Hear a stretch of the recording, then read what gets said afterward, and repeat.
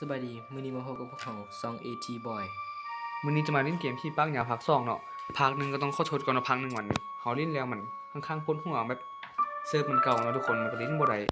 แบบมันจะเห็นแดนเก่ามันจะบ่เห็นปึ้มเลยมันจะบ่โผล่ที่มาเลยเพราะเอาง่ายๆคือมันแบบน่าเบื่อนะมันอาจจะบ่เบิ่งจะต่อภาค2ให้เนาะภาค2นี้ค่อนข้างมันเล่นจะบ่คือเก่าเจอพี่จะหันหลังเราตลอดมันบ่แม่นภาคนี้ต้องได้นี่เลยต้องได้แลนนี่เด้อทุกคนเนาะภาคนี้ เพราะว่าการที่อันเฮามือตึมอ่ะบ่แม่นเนาะ มาเที่ยวเจอใส่ เด้กระแจอยู่นี่ครับ เป็นระดับหนึ่ง สวยอันพังนี้มันมาหรอก ย่างบ่ได้มันตันไอ้เหี้ย เดี๋ยวนี้พี่ตรงนี้ขอจะไปตรงนี้เจอ อันนี้กำลังเก็บอันนี้บ่ได้แล้ว เร็วพี่เจียนี่ เตะพังเลย บ่ได้เตะบ่ได้เตะเลย เตะย้อนหน้าเหมือนกัน แม่นทางเมื่อกี้นี้บ่ได้ทางนี้ต้องได้ปิดไฟแดงนะทุกคนให้เข้าใจเพราะว่าจะไม่เห็นก็ต้องขอโทษไปก่อนถ้าบ่ปิดไฟแดงมันจะบ่รอดเพราะว่า มันจะโหทางเขา แมนนี่ดูเรกอรี่เลยนี่น้ำเดี๋ยวนี้มันกำลังเลี้ยงซอกเขาอยู่ก็ตัวนี้ทุกคนไปสู้ๆที่ห้าไปเลยนี่ ไม่รอด ไปเลย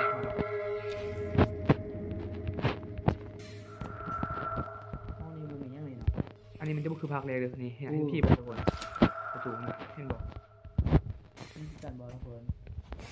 ทางนี้เขาจะลิ้นซอยแบบก็จะกวนตีนพี่จะบ่ได้เนาะพอจะตายให้เขาเลยเนี่ย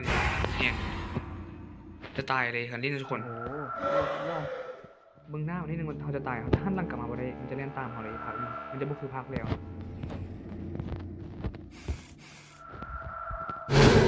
โอ้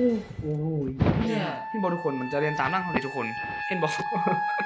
มันจะให้เขาแบบเขาจะพักบ่ได้เลยเขาต้องได้หนี่ตลอดแล้วก็ปิดไฟทุกคนเขาจะหนี่เรื่องนี้บ่ได้เลยภาคนี้นะ โอ้โห ภาคนี้มันจะคือภาคเก่าเนาะ นำร่างตลอดเลยพี่คน เดี๋ยวเขาต้องมีสติดิ้นภาคนี้ เพราะว่าคันเขาดิ้นมูซีบ่ห้าไปกวนตีนแล้วนี่เขาก็ตะบ่ผ่านอยู่แล้วพวกแม่นเนาะเขาจะหันหลังเด็ดปึ๊บไปบ่ได้หันหลังแล้วนี่เลยจะบ่ได้มันจะบ่แม่นทางนี้นะแล้วทุกคนให้เข้าใจกันหน่อย ทางมันจะนี่แหละ ทางนึงจะปิ้นหลังเลย ถึงแล้ว ทางหนึ่งจะหันหลังแล้วเขาจะรอดเลยทางหนึ่งนะแต่ทางนี้เขาต้องได้นี่เลยนี่แล้วปิดไฟแดงนะทุกคนเนาะให้เข้าใจไว้นั่น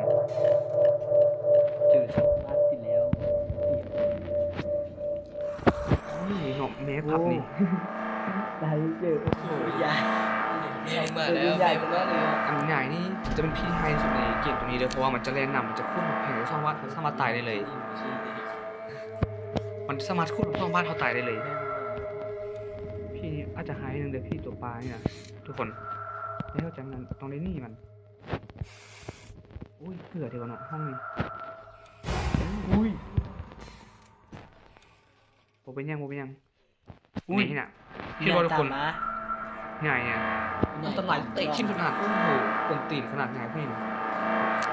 วงบริยารได้วงมึนเลยได้ บริยารคนมึน แล้วจังหวะนี้ เพราะว่าเขาจะเห็นเวลาดาวนี้จะออยเอสไม่ค่อยบริไม่หาไปเลย เจอ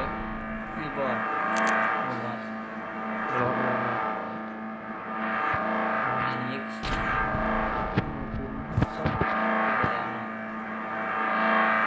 ต่างหน้าตื่นจอเลย เขาต้องฮิปนี่ทุกคนแรงเลยทุกคนพังจะวิ่งซอยบอลไรป้อ คือตัวละโดนตาจังหวะนี้อะไรได้ไหม ถ้ามีคนที่เขาต้องปิดไฟแดงเพราะว่าคณะบุปิดไฟแดงนี่มันน่าจะบอลไรเพราะมันจะคือทางหนึ่งทุกคน ตามเลย แล้วก็สามตัวเลยสองตัวละทางมาก็มาใช่ปะ ใช่ได้หมดเลย พี่เห็นซ่องอันพี่เห็นที่น่ารำคาญที่สุดเป็นพี่ตัวแดนเครื่องดินนี่ทุกคนไตนี้เตวไม่จับห้อยคอเนาะฟาดหายเลยโอ้เป็นตามึนขนาดลิ้นเธอได้กระเจิดจังมันนะโอ้เซ็งเลยทุกคนเบิ่งแมปทันทีทุกคนเฮาอยู่พีเนาะแดนมาบองกับทางออกมาพีได้เจอทางไงพีกับทางเก่าเลยทุกคนนี่ตรงซื้อไปเลยสวยเราจะไปบนกวงๆพวกนี้เนาะเพราะพวกนี้มันจะเจอแบบแนวที่แบบบ่ค่อยนั้น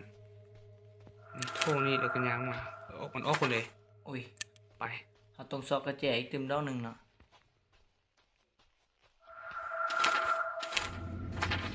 ไปทางนี้เลยทุกคนเขาจะโละเลยเนาะ จะโลซอกเลยเนาะ บ่แม่นว่าอันที่แบบว่าลิ้นยานพี่มันบ่แม่นเกมนี้มันจะพาทุกคนกวนตีนพี่อยู่แต่อันกวนตีนมันน่ะมันจะไล่จนเขาตายเลยอันนี้มันต้องนี่รอทุกคนจะกวนแบบออแอบ่ได้เนาะ มันจะนำจำเนาะ คันจะให้เฮาลิ้นออแอพี่ต้องเป็นเกมคุณอยากจะมีพุ่นเนาะเขาจะเฮ็ดให้เบิ่งออแอแน่นอนคลิปตัวนั้นน่ะแต่ตัวนี้ขอให้แบบได้3-4หัวก็ได้ปึ้มเนาะเดี๋ยวนี้ได้เพียงแต่2หัวหนึงเนาะทุกคนเนาะโอ้โหแบบอี มี หลี สร้างเป็นเกมใหญ่แค่นี้ให้เบิ่งเนาะ เดี๋ยวให้พี่ข้อเอาเกมนี้จบก่อนนะทุกคนเนาะเราจะเล่นให้เบิ่งอุ้ยเมี่ยงย้อน แจอุ้ย ผมเมี่ยงกระเจหน้าคนเมื่อกี้น่ะตัวบี้ เฮีย เทโก้หน้าเด็กน้อยเนาะ โอ้ข้อมาปั่น เมื่อกี้บ่ได้เบิ่งเลยน่ะ เย็นร้อนนิดนึงเนาะ ไม่ได้ เก ก ม ระแจ นี้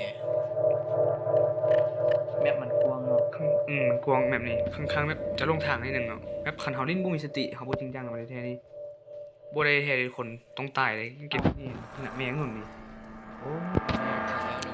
ขับแมงมาแล้วท่อม